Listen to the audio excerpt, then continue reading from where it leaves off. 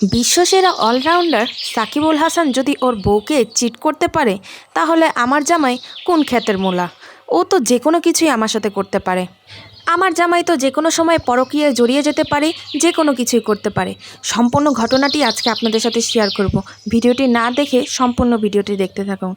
শুনলাম বিশ্বসেরা অলরাউন্ডার সাকিবুল হাসান তার বউ শিশিরকে নাকি চিট করেছে। আমি তো আগে বারবারই আমার হাজব্যান্ডকে বলতাম যে দেখেছো, সাকিবুল হাসানের মতো হওয়ার চেষ্টা করো। সে বিশ্বসেরা অলরাউন্ডার যেমন, তেমন 3টা ছেলেমেয়ের বাবা, কী সুন্দর ফ্যামিলিকে সামলায়, খেলার মাঠেও সামলায়, সব দিক দিয়ে সে অলরাউন্ডার। এখন দেখি সে বেটা বলে আরেক বেটির সাথে পরকীয়া করে বেড়ায়। হায় রে কপাল, এত সুন্দর বউ রেখে সাকিবুল হাসান বলে আরেকজনের সাথে পরকীয়া করে। আর সেখানে তো আমি তো কিছুই না। আমার না আছে রূপ, না আছে গুণ, না আছে কোনো কিছু। আমার তো শুধু পদে পদেই দোষ।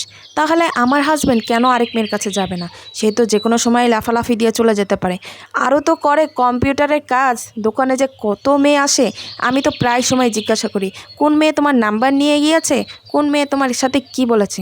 সে তো সবসময় আমাকে বলে আমি কোনো মেয়ের সাথে কথা বলি না, আমি কোনো মেয়ের সাথে পাশে বসি না, অথচ সারাদিন ফোন আসতেই থাকে। কি জানি বাবা কি করে বেড়ায়, আল্লাহ মাহবুদ ছাড়া কেউ জানে না। আমার সাথে প্রেম হয়েছিল কিন্তু কে ফোন দিয়েই, হাসির ছলে কথা বলতে বলতে কিন্তু প্রেম হয়ে গেছে। আমি তো প্রায়ই বলি যে আমার সাথে, আমি যেমন অনলাইনে অ্যাপ্লাই করতে যে আমার সাথে রিলেশন করে ফেলছো, এভাবে তো প্রায় ভর্তির সময় অনলাইনে আবেদন করো। তখন কোন মেয়ের সাথে আবার রিলেশনে জড়ায় ফেলে আল্লাহ জানে। সেই দিন তো দেখেছিলেন, গিয়েছিলাম শপিং করতে। এই শপিংগুলো আজকে হলো গুছিয়ে নিচ্ছি, তাই আপনাদের সাথে শেয়ার করছি যে সেদিন শপিংয়ে আমি কী নিয়েছিলাম। সেদিন তো তেমনভাবে আপনাদের সাথে শেয়ার করা হয়নি। সকাল সকাল ঘুম থেকে উঠে আমার রেগুলার কাজ হলো গাছের যত্ন নেওয়া। গাছ আমি খুবই ভালোবাসি। আর গাছ কিভাবে যত্ন নিতে হয়, আমার ফুল গাছগুলো আমি কিভাবে বড় করছি, সেটা জানতে হলে আমাকে কমেন্ট করবেন। আমি ইনশাল্লাহ আপনাদেরকে ভিডিও দেওয়ার চেষ্টা করব। আর আমার ছোট ছোট আপুদেরকে অনেক ধন্যবাদ যারা আমাকে কমেন্ট করে উৎসাহ দাও। প্লিজ আমাকে এইভাবে ছোটোখাটো কমেন্ট করো, আমার খুবই ভালো লাগে। আর আমার কমেন্টের রিপ্লাই দিতে খুবই ভালো লাগে। আমি আশা করব আপনারা আমাকে কমেন্ট করবেন বেশি বেশি, আর আমি সবার কমেন্টের রিপ্লাই দেব। আমি না খুবই আন্ডারস্ট্যান্ডিং একটা মানুষ, আমার মানুষের সাথে মিশতে খুব ভালো লাগে। তবে কেন জানি না মানুষ আমাকে খুব বলে যে আমার ভিতরে বলে খুব হিংসা। আমি কিন্তু মানুষের সাথে খুবই তাড়াতাড়ি মিশে যাই।